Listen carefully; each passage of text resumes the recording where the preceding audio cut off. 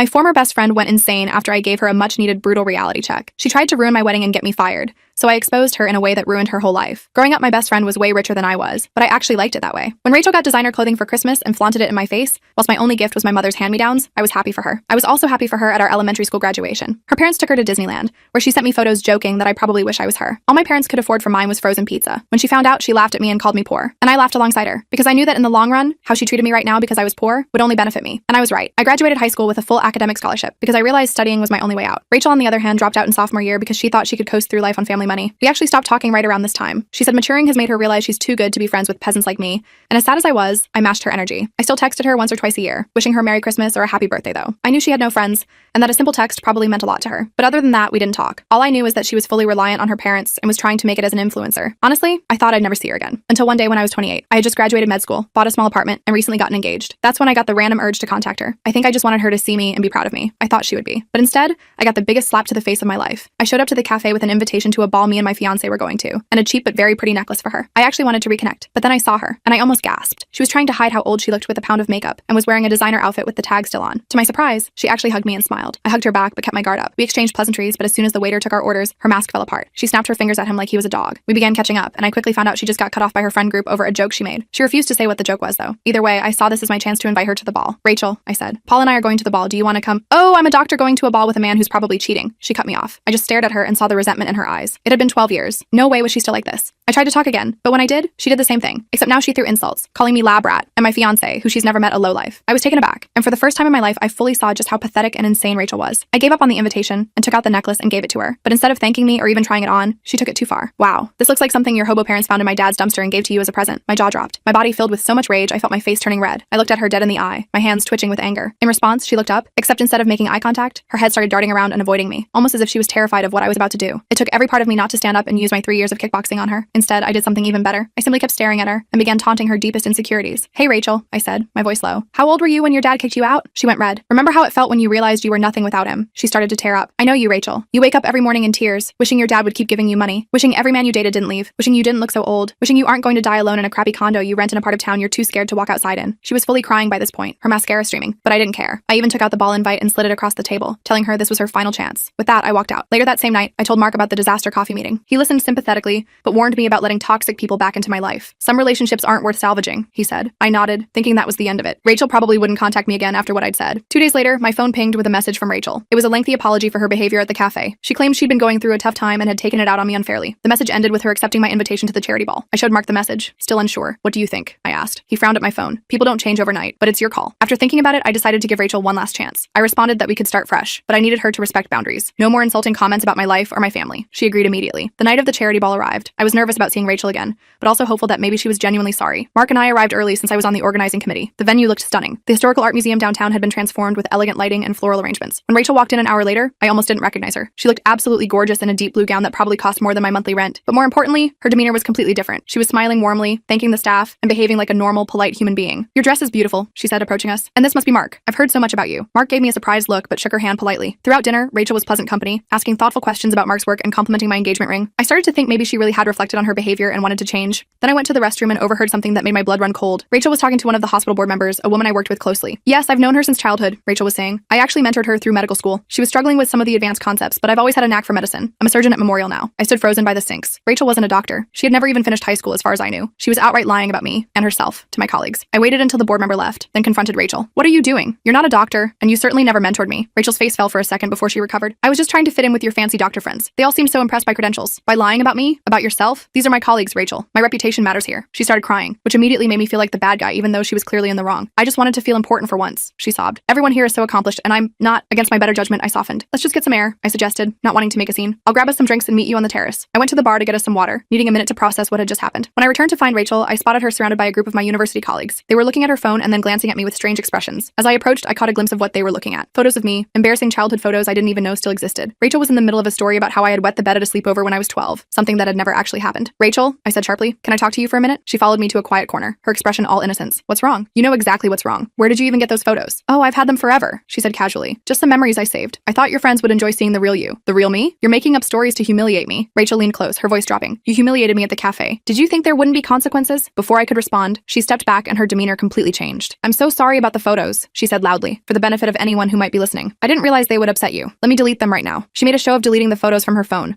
but something told me she had copies. My instincts were screaming that I'd made a terrible mistake inviting her here. The rest of the evening, I tried to keep Rachel in my sight, but she kept drifting away to talk to different colleagues. I caught snippets of conversations, nothing overtly damaging, but subtle implications that we had been much closer friends than we were, with her always in the mentor position. I was getting a headache from the stress when disaster struck. Rachel and I were standing near the silent auction tables when she accidentally bumped into me, spilling her full glass of red wine down the front of my cream-colored dress. "Oh my god, I'm so clumsy," she exclaimed, making a big show of trying to help while actually just spreading the stain further. The dress was ruined. It was specially made for the event, and I had been planning to speak later about the Children's Wing fundraising campaign. Now I looked like I'd been in an accident. Several of the hospital donors were watching with concern. I tried to laugh it off, but I could feel tears of frustration building. "I need to go clean up," I mumbled, heading for the restroom. Mark followed me, his face tight with anger. "That wasn't an accident," he said once we were alone. "I was watching her. She timed it perfectly when that group of donors was looking." I nodded, dabbing at the hopeless stain. "I know. We should leave," Mark suggested. "You can email your speech to Dr. Patterson to read." I hated the idea of missing the networking opportunity with the chief of surgery, but my dress was beyond saving, and I couldn't shake the feeling that Rachel had more accidents planned if I stayed. As we left the event early, I glanced back to see Rachel watching us with a small smile. That's when I realized this was just the beginning. I had no idea what I had started by reconnecting with her, but I had a sinking feeling I was going to find out. The next morning, I woke up to multiple text messages from colleagues asking if I was okay. At first, I figured they were concerned about the wine incident, but when I read the messages, my stomach dropped. Apparently, Rachel had told several people that I had to leave the event because I'd had one too many drinks and couldn't handle my alcohol. I immediately called Dr. Patterson to explain what really happened, but I could tell from his tone that he wasn't entirely convinced. "These things happen," he said diplomatically. "Just make sure you're prepared for the board meeting next week." The implication was clear. My professional reputation had taken a hit. When I told Mark about it, he was furious. "This is ridiculous," he said, pacing our kitchen. "She's deliberately trying to sabotage you." "I know," I replied, feeling sick to my stomach. "But how do I prove it? It's her word against mine, and she's apparently very convincing." I tried calling Rachel to confront her, but she didn't answer. Instead, she texted back claiming she hadn't said anything about me drinking. She just mentioned I wasn't feeling well. According to her, my colleagues must have made assumptions or were lying to create drama. "You should block her number," Mark suggested. "Cut all contact." I nodded, but something held me back from blocking her immediately. If she was going to continue spreading lies about me, I wanted to know what she was saying. Instead, I decided to start documenting everything. I created a folder on my phone where I saved screenshots of all our text conversations and made notes about every interaction. Over the next week, I kept my head down at work, focused on my patients, and tried to repair any damage to my reputation through sheer professionalism. I thought maybe Rachel had moved on after having her fun at the ball. I was dead wrong. A week after the charity event, my department head called me into his office. Dr. Klein was normally warm and supportive, but today his expression was serious as he turned his computer monitor toward me. "Can you explain this?" he asked. On the screen was a social media post from an account called Medical Frauds, showing what appeared to be me at various medical conferences, clearly intoxicated in the photos, except I knew for a fact these images were doctored. In one, my head had been poorly photoshopped onto someone else's body. In another, a normal photo of me holding a water glass had been altered to make it look like I was disoriented. "This is fake," I said immediately. "I've never been drunk at a conference. These are doctored images." Dr. Klein sighed. "I figured as much. The Photoshop job isn't even very good, but these posts have been sent to several board members, and we need to address it." I felt my face burning with humiliation as I explained about Rachel, my former friend who seemed determined to destroy my reputation. It was mortifying having to tell my boss about this personal drama, but I had no choice. "I'm sorry you're dealing with this," Dr. Klein said when I finished. "Do you think she'll escalate further?" "I honestly don't know," I admitted. "I never expected any of this." He advised me to document everything and suggested I consult the hospital's legal team if things got worse. As I left his office, I felt a mixture of relief that he believed me and dread about what Rachel might do next. That evening, Mark and I agreed it was time to completely cut off Rachel. I blocked her on all platforms and asked mutual acquaintances to not share any information about me with her. We thought maybe without access to me, she'd lose interest and move on. For a couple of weeks, things seemed to quiet down. No more fake social media posts appeared, and the gossip at work gradually died down. I started to relax, focusing on our upcoming wedding plans instead. We had booked a beautiful venue for the fall, a historic mansion with gardens that would be filled with autumn colors. The deposit had been a stretch financially, but worth it for our dream location. Then one evening, I got a call from the venue. "Dr. Thompson, this is Andrea from Bellevue Manor. I'm calling to confirm your change of date from October 15th to December 3rd,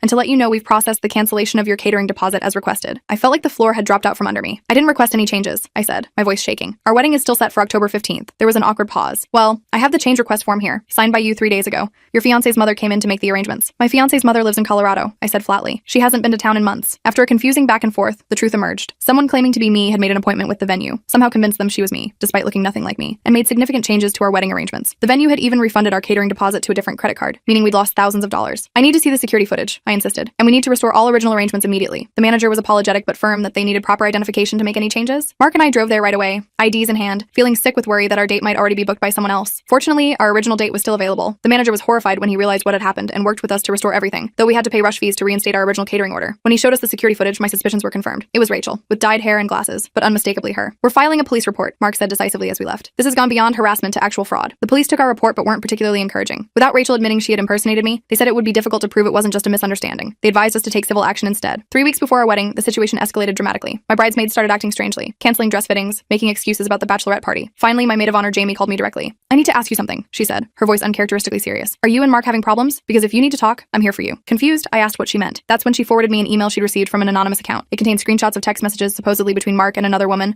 along with a note saying, "Thought the bride should know." The texts were completely fabricated. They showed Mark telling this woman how unhappy he was with me and planning to meet her at a hotel. The messages didn't even sound like him, and the phone number shown wasn't his, but they were convincing enough to make my bridesmaids concerned. I spent hours on the phone, reassuring each of my confused friends that my relationship was solid and the messages were fake. Meanwhile, Mark was devastated that his character was being attacked. He'd always prided himself on his integrity, and the idea that people might think he was cheating was unbearable to him. "Who does this?" he asked that night, pacing our apartment. "Who puts this much effort into hurting someone else?" I had no good answer. The level of malice Rachel was showing went beyond anything I could understand. This wasn't just petty revenge anymore. This was a concentrated effort to destroy my life. My cousin Joseph worked in cybersecurity, and I reached out to him for help. He agreed to trace the anonymous emails to see if we could connect them definitively to Rachel. The emails originated from a public internet cafe about 3 blocks from Rachel's apartment, he reported back a few days later. Can't prove she sent them specifically, but it's a pretty big coincidence. We took this information to the police, but again, they said it wasn't enough evidence to pursue criminal charges. They suggested getting a restraining order instead, which required less burden of proof. While we were figuring out our legal options, Rachel escalated yet again. Someone called the hospital anonymously, claiming they had seen me stealing medication from the pharmacy for personal use. This triggered an automatic investigation that temporarily limited my access to certain areas of the hospital, including medication storage. I was beyond humiliated having to explain to hospital security that I was being targeted by a vindictive former friend. They reviewed the security footage from the times in question and quickly confirmed I had done nothing wrong, but the experience was incredibly stressful. For a few days, I had to have another doctor co-sign all my medication orders, which meant explaining the situation to colleagues I barely knew. The hospital investigation cleared me within a week, thanks to their excellent security systems that showed I had never accessed the pharmacy inappropriately. But the damage to my reputation lingered. I could feel colleagues watching me, wondering if there was truth to the accusations. Some patients requested different doctors. It was subtle, but devastating. Meanwhile, Rachel found a new angle of attack. Mark's mother, Linda, had never been my biggest fan. She'd always hoped her son would marry the daughter of their family friends, and while she was polite to me, there was always a certain coolness. Rachel somehow discovered this vulnerability. One day, Mark got a concerned call from his mother. "Is everything okay with you and Sarah?" she asked. "I've been hearing some concerning things." It turned out Rachel had joined Linda's yoga class under a fake name and spent weeks befriending her. Once she gained Linda's trust, Rachel began dropping subtle comments questioning my character and suggesting Mark wasn't happy but was too loyal to admit it. "She seems so genuine," Linda told Mark when he confronted her about it. "She said she knew you from college and was just concerned." Mark was furious. "Mom, I've told you how happy I am. Why would you believe a stranger over me?" The situation came to a head when I happened to be driving past the yoga studio one day and saw Rachel walking out with Linda. I recognized her immediately despite her new hairstyle. Without thinking, I parked and confronted her in the parking lot. "What are you doing with my future mother-in-law?" I demanded. Rachel put on a confused expression. "I don't know what you're talking about. I'm just taking a yoga class." "Stop lying, Rachel. I know exactly what you're doing." She shrugged, looking annoyingly calm. "You seem really paranoid, Sarah. Maybe you should talk to someone about that." Before I could respond, Linda came out of the studio and looked between us in confusion. Rachel used the opportunity to slip away, leaving me to explain everything to Linda. Fortunately, when I showed Linda photos of Rachel and evidence of her harassment campaign, she believed me. She was horrified to realize she'd been manipulated and apologized for doubting me. It was a relief to clear the air, but exhausting to have to constantly defend myself. With our wedding just 2 weeks away, Mark and I thought we had finally contained Rachel's influence. We'd warned everyone in our lives about her, increased security for the wedding, and were being extra cautious about sharing any personal information. Then I received a certified letter from an attorney claiming I had committed malpractice on a patient named Tyler Benson, resulting in permanent nerve damage. The letter demanded a settlement of $200,000 to avoid a lawsuit. I had never treated anyone named Tyler Benson. A quick search revealed he was Rachel's cousin. Mark and I immediately contacted our own attorney, who advised us that while the claim was obviously fraudulent, we needed to respond officially. We postponed our honeymoon to Japan to deal with the legal threat, losing thousands on non-refundable bookings. Our attorney sent a strongly worded response pointing out that hospital records would show I had never treated this patient, and threatening counteraction for filing a frivolous claim. The opposing attorney dropped the case quickly, suggesting they hadn't actually verified the claim before sending the letter. But the stress was taking a serious toll. I had trouble sleeping, jumping at every notification on my phone. Mark installed additional security cameras at our apartment after we found our car keyed in the parking garage. We both lost weight from the constant anxiety. Just when I thought things couldn't get worse, I discovered that someone had created an entire website dedicated to exposing me as a dangerous doctor. The site featured fabricated patient testimonials claiming I had botched simple procedures, acted unprofessionally, or prescribed incorrect medications. Some of the stories were so detailed they seemed believable, especially since they mixed in actual details about my medical specialty. The site ranked highly in search results for my name. New patient appointments dropped by 30% in just 2 weeks as people researching me found this horror show instead of my legitimate hospital profile. "We need to hire someone to fix this," Mark insisted after I broke down crying when a patient canceled their appointment, explicitly referencing something they'd read online. We found a reputation management service that specialized in helping professionals deal with online defamation. They weren't cheap. Several $1,000s up front plus ongoing monthly fees, but I was desperate. My career was everything to me. I'd worked too hard to let Rachel destroy it with lies. Unfortunately, the reputation management company's efforts initially made things worse. Their attempts to promote positive content about me and flag the fake site for removal drew more attention to the allegations. Local community Facebook groups began discussing whether I was actually a dangerous doctor, with people chiming in to say they'd heard things, even though they'd never been my patients. I had to swallow my pride and ask colleagues to write positive testimonials about working with me, which was professionally humiliating. Most were supportive, but I could tell some wondered if there was truth to the rumors. Where there's smoke, there's fire seemed to be the unspoken assumption. The stress was affecting our relationship too. Mark and I were both exhausted and short-tempered. We'd gone from planning our dream wedding to just wanting to get it over with before Rachel could cause more damage. "Let's just move up the date and do something small," Mark suggested after another exhausting day of damage control. "Just our immediate family, somewhere Rachel won't expect." I hated the idea of letting her win by changing our plans, but practicality won out. We rescheduled for the following weekend at our original venue, telling only our closest family members the new date. We lost another deposit, but it seemed worth it for some peace of mind. The night before our new wedding date, the venue called in a panic. Health inspectors had shown up based on an anonymous tip, claiming there was a rodent infestation in the kitchen. Though they found nothing, regulations required a full inspection before the facility could serve food again, which couldn't happen in time for our wedding. We lost our venue and catering deposit. With less than 24 hours until our wedding, Mark's cousin Elizabeth offered her backyard as an alternative. It wasn't the dream venue we'd planned, but at that point, we just wanted to be married without further drama. Despite everything, the small backyard wedding turned out to be beautiful. Elizabeth's modest garden had a few rose bushes and a small patio, nothing like the mansion's expansive grounds, but intimate and heartfelt with just our closest family present. The smaller setting emphasized that we were surrounded only by people who truly cared about us. Just as we were exchanging vows, however, a car parked across the street began honking honking continuously and blasting music. Mark's brother and 2 friends immediately went to investigate while we rushed through our vows. Through the commotion, I could see Rachel sitting in her car, a malicious smile on her face as she disrupted our ceremony. By the time Mark's brother reached her car, she drove off, leaving us with a wedding video partially ruined by car horns. That was the final straw. The next day, we went straight to our attorney and insisted on taking stronger legal action. He had been hesitant before, saying harassment cases were difficult to prove and expensive to pursue, but now agreed we had enough documented incidents to file for a restraining order. We spent our honeymoon gathering evidence, organizing documentation of every incident over the past months, and preparing for court. It wasn't the romantic start to marriage we'd imagined, but working together against a common enemy at least reinforced our partnership. The restraining order process was more complicated than I expected. We had to show a pattern of harassment and prove that Rachel represented a credible threat. Fortunately, we had meticulously documented everything: the wedding venue fraud, the fake medical review website, the falsified text messages, the bogus malpractice claim, and statements from witnesses, including Mark's mother and my bridesmaids who had received the fake emails. Just when we thought we were making progress, Rachel filed her own restraining order against me, claiming I was the one harassing her. According to her filing, I was obsessed with her and had been stalking her for months, showing up at places she frequented and spreading lies about her to mutual acquaintances. We had to attend an extremely uncomfortable court hearing where Rachel presented her fabricated evidence, doctored photos suggesting I had been following her, manufactured text messages, and even a fake journal purportedly documenting her fear of me. She had clearly put as much effort into building this alternative narrative as she had into harassing me. Fortunately, the judge saw through her claims. Our evidence was substantial and verifiable, while Rachel's fell apart under minimal scrutiny. The judge granted my restraining order, requiring Rachel to stay at least 500 feet away from me, my home, and my workplace. He dismissed her counterpetition and warned her about the consequences of filing false claims. I left the courthouse feeling vindicated but not particularly relieved. A restraining order was just a piece of paper, and Rachel had already demonstrated her willingness to break laws to hurt me. Still, it was something: official recognition that I was the victim, not the aggressor. For about 3 weeks, things were quiet. No new fake websites appeared, no one called the hospital with false accusations, and our apartment building's security cameras showed no sign of Rachel lurking around. I started to hope she had finally gotten the message. Then Mark got a text from an unknown number. "Hey man, we should talk about Sarah. I have information you need to know. Meet me at Riverside Park, 7 p.m. tonight. Come alone." The number wasn't Rachel's, but the message followed her pattern of trying to create conflict between us. Mark showed me immediately. "It's obviously a trap," he said. "Probably this Tyler guy she used for the fake malpractice claim. Or she's using a burner phone," I suggested. "Either way, you can't go." Mark agreed, but was curious about what they were planning. What if I go, but stay in the car, just to see who shows up? I was against the idea, but Mark felt it might give us more evidence if we could prove Rachel was violating the restraining order. He promised to stay in the locked car with the windows up and drive away at the first sign of trouble. That evening, Mark parked near the meeting spot 15 minutes early. He kept his dash cam running to record whatever happened. At exactly 7 p.m., a man approached the parking area, looking around. When he spotted Mark's car, he walked directly toward it. Mark recognized him from social media as Tyler, Rachel's cousin who had filed the fraudulent malpractice claim. Tyler signaled for Mark to roll down his window, but Mark shook his head and held up his phone to show he was recording. Tyler's friendly demeanor instantly changed. He began shouting obscenities and hitting Mark's car window,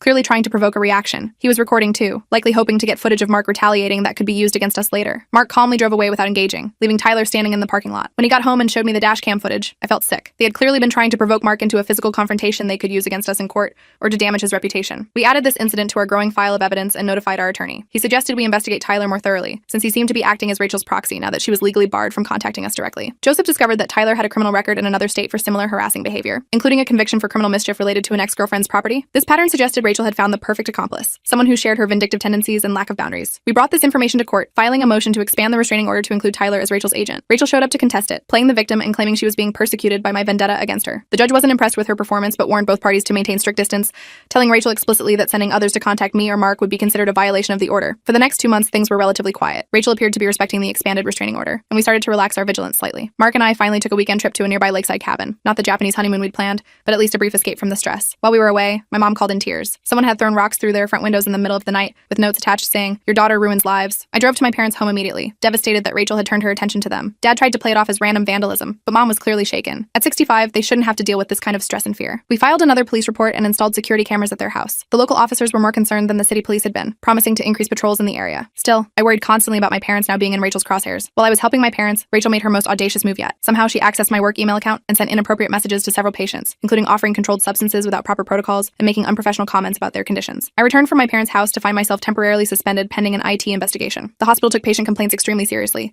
and the emails appeared to have genuinely come from my account. Fortunately, the IT department moved quickly. They determined the emails were sent from an IP address not associated with any hospital computer or my home network. My account had been accessed through a password reset by someone who had answers to my security questions, information Rachel would have known from our childhood. The hospital reinstated me after 3 days, with an official statement to affected patients explaining the account breach. They also implemented stronger security protocols, including 2-factor authentication for all staff emails. My department head was supportive, but I could tell the incident had raised questions about my judgment in the minds of some administrators. Worse, Rachel had apparently been planning for this outcome. Before the IT department could prove the emails were fraudulent, she had taken screenshots and sent them to the state medical board with an anonymous complaint about my professional conduct. The board was obligated to investigate any complaint involving patient communication, regardless of how it originated. I had to hire a specialized attorney to defend my medical license, at significant expense. The process was lengthy and humiliating, requiring me to provide statements, character references, and evidence of the ongoing harassment campaign as context for the forged emails. The strain was affecting every aspect of my life. I developed insomnia and lost 15 pounds in a month from stress. My relationship with Mark was strained as we both struggled to cope with the constant anxiety. After a particularly bad night when I had a panic attack thinking I heard someone outside our apartment, Mark suggested we consider moving to another city. We could start fresh somewhere Rachel doesn't know, he suggested gently. New jobs, new home, home, new beginning. Part of me was tempted. The idea of escaping the constant vigilance was appealing, but another part of me was furious at the thought of being driven from the life I'd worked so hard to build. I'm not letting her win, I said firmly. This is my career, my home, my life. I'm not running away. Instead, we developed a comprehensive plan to gather conclusive evidence of Rachel's harassment. Joseph suggested creating a digital trap, a password-protected cloud storage that appeared to contain my personal journals and sensitive information, but was actually monitored to track anyone who accessed it. The journals detailed fabricated insecurities and fears that would appeal to Rachel's desire to hurt me. We made the security intentionally weak, using passwords related to information Rachel would know from our childhood. Then we had a mutual acquaintance casually mention in a public place that I'd been writing everything down in a digital journal as a way to cope with stress. The bait worked better than we expected. Within 2 days, someone accessed the fake journal using an IP address that traced back to Rachel's apartment building. Not content with just reading the entries,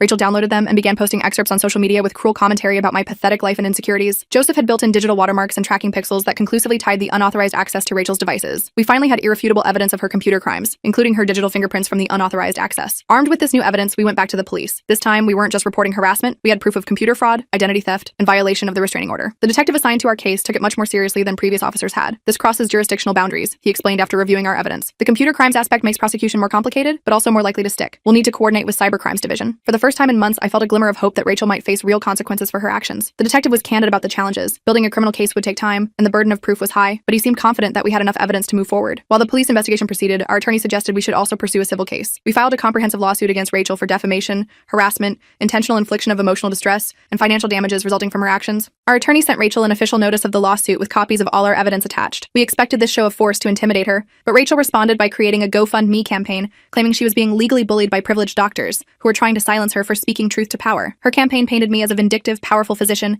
using my resources to crush a vulnerable woman who had dared to expose me. The narrative was so twisted it was almost impressive in its complete inversion of reality. Even more disturbing, people believed it. Rachel raised nearly $15,000 from strangers sympathetic to her fabricated victimhood. The lawsuit discovery process revealed that Rachel's revenge was not a spontaneous reaction to our cafe meeting. She had been planning it for years, keeping a detailed journal of ways to destroy me that dated back to when I first got into medical school. Pages of meticulous notes outlined how she would systematically attack every aspect of my life, my career, my relationship, my family, my reputation. This evidence strengthened our case significantly. Rachel's attorney, paid for with her GoFundMe money, advised her to settle the lawsuit, but Rachel angrily refused, insisting she was the real victim and would prove it in court. As the court date approached, Rachel became increasingly desperate. Tyler contacted Mark again, claiming he wanted to meet secretly to explain Rachel's side. When Mark arrived at the meeting spot, this time accompanied by our attorney who waited nearby, Tyler tried to provoke him into a physical altercation while recording on his phone. Mark calmly walked away, realizing it was another trap designed to damage our credibility before court. We added this attempted provocation to our growing mountain of evidence. 2 weeks before the court date, Rachel made her boldest move yet. She appeared at my parents' house claiming she wanted to apologize personally for any misunderstanding. My father, not recognizing her from the few photos he'd seen, let her in before my mother realized who she was. Rachel used the brief access to take photos inside my parents' modest home. She later posted these online with captions mocking their shabby furniture and pathetic lifestyle, comparing it to her parents' luxury home. This violation of the restraining order was the final piece we needed. Police issued an arrest warrant for Rachel, who had now committed a criminal offense by entering my parents' home against court orders. Rachel evaded arrest for 3 days, during which she sent a frantic email blast to my employer and colleagues claiming I had fabricated everything as part of an elaborate plot to ruin her. But her disappearance only made her look guilty. When she was finally arrested at a bus station apparently trying to leave town, few believed her protestations of innocence. With Rachel in custody awaiting a hearing on the restraining order violation, Mark and I finally felt a moment of relief. But we quickly realized this was just the beginning of a new chapter in our ordeal. The criminal case for violating the restraining order was separate from our civil lawsuit, which was still proceeding. Both would require our ongoing participation, testimony, and emotional energy. We were also concerned about the financial strain. Between legal fees, security measures, and income loss due to the damage to my professional reputation, we had already spent over $30,000 dealing with Rachel's harassment. The prospect of continuing legal battles was daunting. Unexpectedly, help came from an unexpected source. Dr. Klein, the senior partner at my hospital who had supported me throughout the ordeal, connected us with a pro bono attorney who specialized in stalking cases. The attorney had previously worked with several healthcare professionals targeted by vindictive individuals and was passionate about helping victims of this type of harassment. With improved legal representation, we felt more confident facing the upcoming proceedings. But Rachel had one more card to play. After being released on bail with strict conditions, including ankle monitoring, she convinced her parents to hire an aggressive attorney who claimed she had undiagnosed mental health issues that explained her behavior. This new defense strategy complicated what had seemed like a straightforward case. Rachel's attorney argued that she needed treatment, not punishment, and that her actions were the result of untreated conditions rather than malicious intent. The mental health evaluation ordered by the court concluded that while Rachel did have significant narcissistic personality traits, she was fully aware of her actions and their consequences. She did not qualify for an insanity defense or diminished capacity. However, her lawyer skillfully used the diagnosis to generate public sympathy, portraying Rachel as a troubled woman who needed help rather than a calculating tormentor. We countered by having my therapist testify about the severe anxiety and depression I had developed due to Rachel's harassment. The psychological damage was real and ongoing, regardless of Rachel's mental state when inflicting it. As the trial date approached, Rachel's attorney offered a settlement that included a gag order preventing me from discussing the case publicly. The terms would require Rachel to pay a modest sum for damages, undergo therapy, and maintain the restraining order, but I would be legally barred from sharing my experience with others. Mark thought we should take it. We could finally move on, he argued. No more court dates, no more reliving the trauma. But accepting would mean Rachel's actions remained hidden from others she might target in the future. It would mean burying the truth in exchange for a quiet resolution. After careful consideration, we rejected the offer despite our our attorney's caution about the unpredictability of trials. The stage was set for a final confrontation in court, where the full extent of Rachel's campaign would be exposed, and I would finally have the chance to seek justice for the havoc she had wreaked on our lives. Whatever the outcome, I was ready to face her one last time and put this nightmare behind us. The rich friend's revenge. Ending. The trial began on a rainy Monday morning. I felt sick to my stomach as I walked into the courtroom. Rachel sat at the defense table looking perfectly put together in a modest blue dress, her hair pulled back in a simple ponytail. She looked nothing like the glamorous, vengeful woman who'd been terrorizing us. Instead, she looked like someone's innocent daughter who'd been wrongfully accused. I knew immediately this was a calculated image for the judge and any potential jury members. When Rachel spotted me, she gave me this sad, wounded look like I was the one who had hurt her. My blood boiled, but Mark squeezed my hand, reminding me to stay calm. Our attorney started by methodically laying out Rachel's campaign against us. She presented the evidence chronologically, starting with the charity ball incident and working through each escalating attack. The judge's expression grew increasingly disturbed as the pattern became clear. Rachel's attorney portrayed her as a misunderstood childhood friend who just wanted reconciliation. My client simply reached out to reconnect with an old friend, he argued. Dr. Thompson's hostile response triggered my client's admittedly inappropriate but understandable emotional reaction. I almost laughed out loud at this ridiculous spin. Thankfully, our attorney was prepared. She presented Rachel's journal entries planning my destruction, complete with timestamps showing they predated our coffee shop meeting by years. By the third day of trial, even Rachel's parents looked shocked by the extent of their daughter's behavior. They sat in the back row, their expressions growing more horrified with each new piece of evidence. I almost felt sorry for them, realizing they probably hadn't known the full scope of what their daughter had done. The turning point came during Rachel's cross-examination. She maintained her wounded victim act remarkably well for the first hour, speaking softly about how she'd always admired me and just wanted to be part of my life again. But our attorney slowly chipped away at her story, highlighting contradictions and presenting evidence that directly countered her claims. When cornered about the wedding venue sabotage, Rachel finally cracked. "You deserved everything I did to you," she screamed, her face contorted with rage. "You've always looked down on me, always thought you were better than me just because you got some scholarship." The courtroom went silent. Rachel seemed to realize her mistake immediately and tried to backpedal, but it was too late. Her outburst confirmed her malicious intent, destroying her attorney's carefully constructed narrative of mental health issues and misunderstandings. The judge not only ruled in our favor but issued a permanent restraining order and ordered Rachel to pay significant damages, $175,000 for defamation, emotional distress, and financial losses we'd suffered. He also recommended the prosecutor pursue criminal charges for identity theft, computer fraud, and violation of the temporary restraining order. As we left the courthouse, I felt overwhelming relief. The judge's decision brought immediate validation, official recognition that I wasn't crazy or paranoid. Rachel really had been methodically trying to destroy my life. I expected to feel elated, but mostly I just felt exhausted. The constant vigilance and anxiety of the past year had drained me completely. That night, Mark and I ordered takeout and fell asleep on the couch before 9 p.m., too tired to even properly celebrate our victory. The aftermath brought new challenges we hadn't anticipated. Rachel's parents refused to help pay the damages, telling her lawyer they were done enabling her. After years of bailing Rachel out of her messes, they'd finally reached their limit. This meant Rachel faced both financial consequences and the loss of her safety net. I felt vindicated by the ruling, but still struggled with anxiety and trust issues. Jumping at unexpected noises, checking the locks 3 times before bed, scanning every room for threats when I entered. These had become automatic behaviors I couldn't shake. Mark noticed and suggested using part of the settlement money for therapy. "Not just for you," he said, "for both of us. This affected me too, and I think couples therapy would help us process everything together." He was right. We found a therapist who specialized in trauma and recovery. The sessions were sometimes painful but helped us begin healing together, strengthening our relationship through the shared trauma. 2 months after the trial, I received good news professionally. The hospital fully cleared my record and offered me a position on a prestigious research team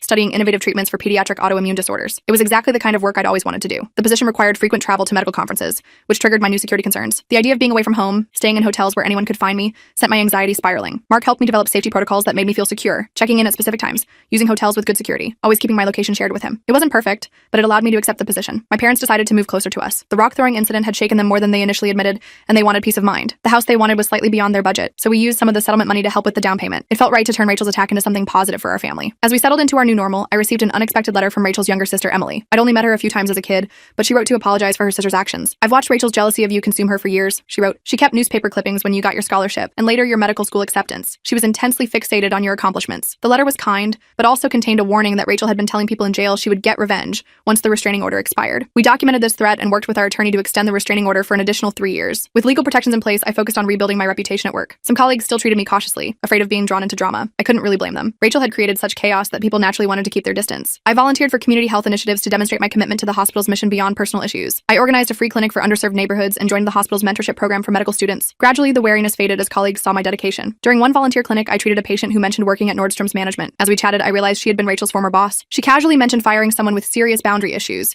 who had targeted another employee over a perceived slight. "She just couldn't let it go," the woman said, not knowing my connection to Rachel. Kept escalating until we had no choice but to terminate her. Discussing this felt like participating in the same toxic behavior I'd condemned. I politely changed the subject and focused on the patient's medical needs. I didn't need more Rachel stories. I had enough of my own. Mark and I finally took our delayed honeymoon to coastal Maine. Not the Japan trip we'd originally planned, but a peaceful week in a seaside cottage. We completely disconnected from social media and work, trying to just be a normal couple enjoying their honeymoon. 3 days in, I found myself constantly checking windows and feeling watched whenever we walked on the beach. Mark noticed and gently suggested we see a trauma therapist specifically for my hypervigilance when we returned home. The specialized therapy helped immensely with my anxiety. My therapist explained that my brain had been rewired by trauma to constantly expect threats. Through EMDR therapy and cognitive techniques, I slowly began to feel safe again. I still struggled with allowing new people into our lives. Every new acquaintance raised questions in my mind. What if they're connected to Rachel? What if they're just pretending to be friendly? Mark and I started small by hosting dinner parties with trusted friends, gradually expanding our social circle with their vetted connections. A year after the trial, I was offered a speaking opportunity at a medical conference on workplace harassment. The organizers had heard about my experience and thought my perspective would be valuable. Accepting Lying meant my story would become more public, potentially exposing me to more attention. After careful consideration, I decided to share my experience anonymously through a colleague. She presented my case study without using my name, helping others without re-exposing myself to potential backlash. We learned through mutual connections that Rachel had moved to another state after serving a short jail sentence for violating the restraining order. She'd apparently started over with a new job and new social circle. Part of me hoped she had genuinely changed and wasn't just regrouping to target someone else. Another part remained skeptical. Joseph helped us create secure social media profiles and monitored for any concerning online activity. We maintained our vigilance, but less frantically than before. Life was gradually returning to normal. For my 30th birthday, Mark surprised me with news that we were expecting our first child. I was overwhelmed with joy, a happiness I hadn't thought possible during the darkest days of Rachel's harassment. But this joy came with new fears about protecting our growing family. We channeled these concerns productively by creating extensive security systems and legal protections for our child. We established a trust to keep our home address private, installed comprehensive security systems, and made sure our child's information would be protected at future schools and daycares. 2 years after the ordeal began, we received unexpected news through our attorney. Rachel had completed court-ordered therapy and sent a notarized letter acknowledging her actions without asking for forgiveness. Her therapist reported significant progress in addressing her underlying issues, and she had maintained steady employment and housing without incident for over a year. The letter wasn't exactly an apology. She still framed much of it around her feelings rather than the harm she caused, but it showed at least some growth in her understanding of boundaries and consequences. Accepting this potential growth meant facing my own lingering bitterness. Part of me wanted Rachel to suffer forever for what she'd done to us. Reading about her progress stirred up complicated emotions, relief that she might not target anyone else, resentment that she got to move on after causing so much damage. I chose neither to respond nor to resist her redemption. If she was genuinely changing, that was ultimately good for everyone, but I didn't owe her forgiveness or acknowledgement. Instead, I focused on the beautiful life I'd built despite her attempts to destroy it. By our 3rd wedding anniversary, life had found a new rhythm. I was thriving in my research position and had published 2 well-received papers. Mark's engineering firm had promoted him to project lead. Our daughter Lily was a happy, active toddler who filled our home with laughter. My parents had settled into their new home nearby and were doting grandparents. The hypervigilance faded gradually. I still had moments of panic when something triggered memories of that time, but they became less frequent and less intense. Mark and I developed a shorthand for when either of us was struggling, simple code words that communicated, "I need support," without having to explain. We kept the restraining order active through regular renewals, but stopped actively monitoring Rachel's movements. The energy we once spent on protection was redirected to building the life we wanted. Sometimes at night, watching Mark read to Lily, or looking around our home filled with friends for dinner parties, I marveled at how close we came to losing everything. Rachel had targeted every part of my life with surgical precision: my career, my relationship, my family, my sense of safety, but she failed. Despite her meticulous planning and relentless attacks, we survived. Not just survived, but thrived. The ultimate victory wasn't in Rachel's punishment, but in our happiness, the very thing she had tried so desperately to destroy. I still don't understand what drives someone to dedicate years to destroying another person's life. The level of hatred and fixation Rachel showed goes beyond normal human emotion, but I've stopped trying to make sense of it. Some mysteries don't have satisfying answers, and continuing to search for them only keeps you trapped in the past. Instead, I focus on gratitude for what I have: a loving husband who stood beside me through the worst experience of my life, a beautiful daughter who represents all our hopes for the future, parents who support us unconditionally, a career that fulfills me, and the knowledge that I'm stronger than I ever knew. Rachel remains trapped in her past until she truly changes. I've moved forward, and that's the best revenge of all.